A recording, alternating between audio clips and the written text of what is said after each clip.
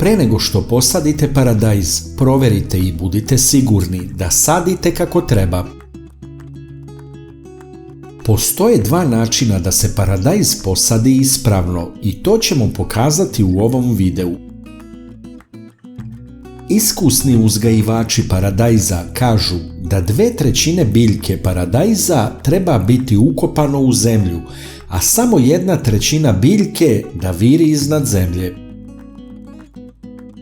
To je zato što se na stabljici paradajza formira koren, gde god da je ona u dodiru sa zemljom. Ovo je velika prednost za paradajz kao biljku, što nam pruža takve mogućnosti. Kada se posadi duboko, biljka paradajza razvija veliki korenov sistem i postaje izuzetno stabilna. Lakše će da podnese udare vetra i težinu plodova.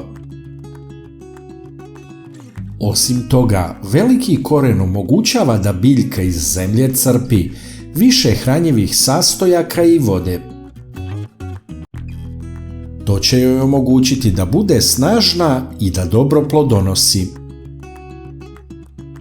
Prednost je i to što dobijamo jake biljke koje su mnogo otpornije na bolesti. Prvi ispravan način sadnje paradajza smo već prikazali u jednom od prethodnih videa. To je duboka sadnja u rupu.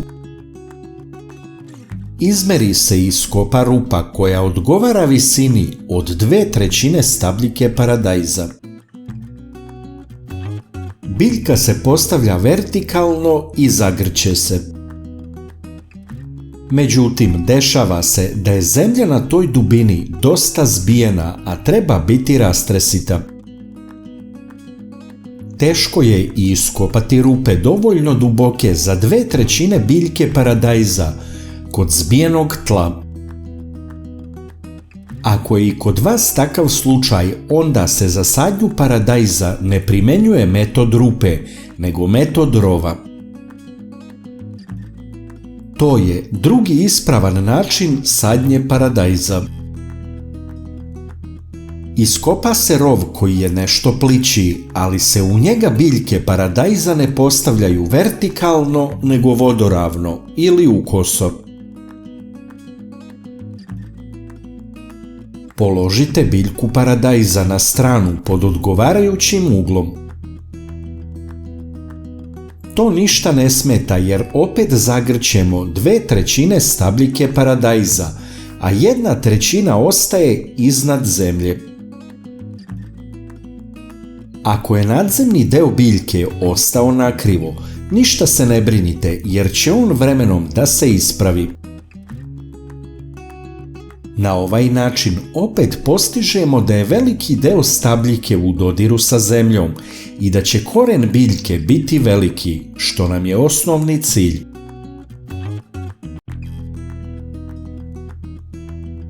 Ne zaboravite dobro da zalijete paradajz nakon sadnje. To će dati podsticaj korenu da raste i širi se.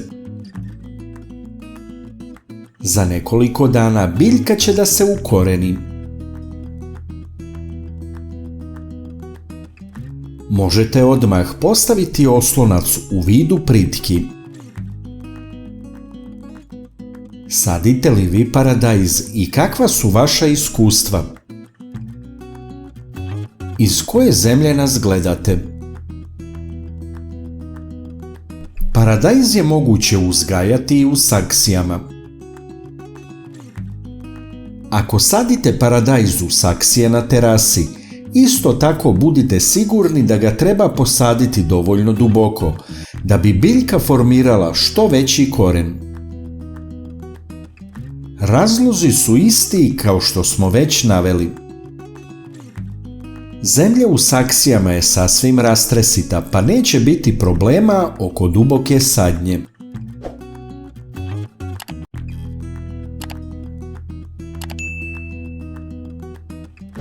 I na kraju pogledajte još jedan bizaran način sadnje paradajza u plastične balone od vode. U plastični bocun se stavlja biljka paradajza sa zemljom.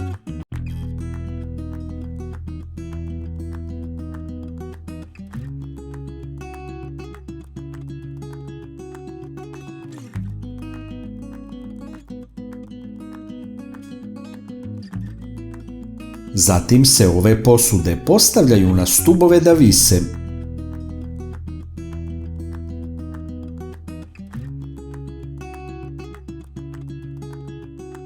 Sve bi bilo u redu da biljke paradajza ne rastu naopako. Paradajz se vremenom okreće i raste na gore, prema suncu. Ovaj način uzgoja je moguć za sitne sorte, kao što je čeri paradajz.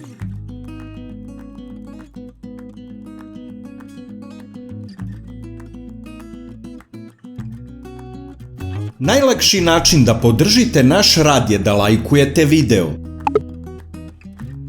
Kliknete na dugme prati, zatim na zvonce i na kraju potvrdite zvonce. Ovo za nas znači mnogo. Hvala vam na podršci.